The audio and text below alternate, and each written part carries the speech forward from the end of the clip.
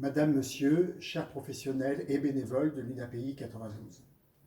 En cette troisième semaine de crise sanitaire, je viens vers vous pour faire le point hebdomadaire sur la situation dans nos établissements. Malheureusement, depuis la semaine dernière, nous avons à déplorer le décès de 3 résidents. 10 résidents sont entrés en hospitalisation et 2 ont leur pronostic vital qui est engagé. Par ailleurs, je sais aussi qu'un grand nombre de salariés sont aujourd'hui diagnostiqués positifs au Covid-19 et vraiment de tout cœur, je leur souhaite un bon rétablissement. Pour ce qui concerne l'UNAPI 92, nous avons engagé une action d'envergure. Soutenue par le conseil d'administration qui m'a autorisé à engager des crédits non budgétés, nous mettons en œuvre, en tout cas nous tentons de mettre en œuvre, des commandes d'équipements de protection individuelle. Nous cherchons désespérément ces matériaux au-delà des masques qui permettront de disposer des surblouses, des masques, des lunettes, des charlottes pour pouvoir faire face aux personnes qui sont touchées par le Covid-19. Nous souhaitons aussi pouvoir mettre à disposition ces masques des salariés qui sont touchés par le Covid-19 de façon à ce qu'ils puissent prendre le plus sereinement possible leur travail.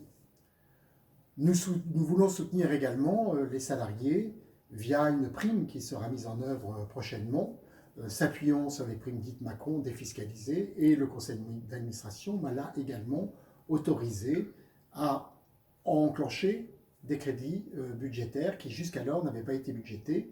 Et tous les efforts aujourd'hui consentis par l'UNAPI 92 se chiffrent en plusieurs centaines de milliers d'euros.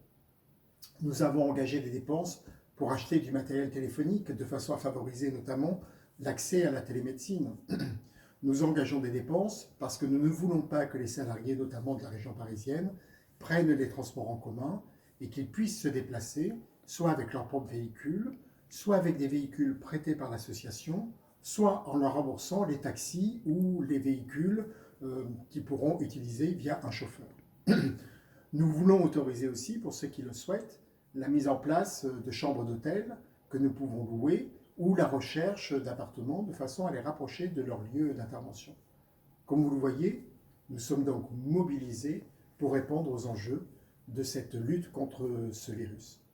Je voudrais également saluer les salariés qui aujourd'hui s'engagent de manière absolument admirable, avec l'exemple par exemple sur le 28 de la mise en place du confinement, des salariés qui se confinent avec les usagers de façon à éviter le voyage du virus, mais également l'engagement aujourd'hui majoritaire des salariés qui ont répondu en créant, en innovant, en adaptant, en se redéployant.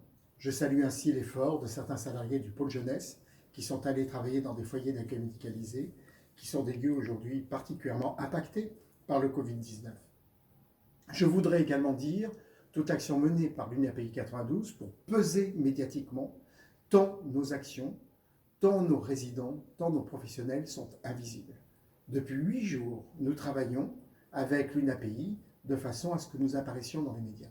Une tribune a été publiée dans Le Parisien ce week-end et par ailleurs, un reportage a eu lieu dans un de nos établissements pour le journal de France 2 et de France 3 qui a été rendu public lors des journaux d'hier, dimanche 5 avril.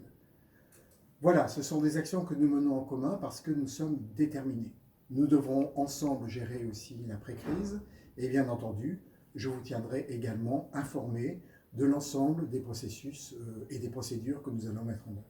En tout cas, je voudrais vous adresser à toutes et à tous mes remerciements pour votre engagement et je reviendrai vers vous la semaine prochaine.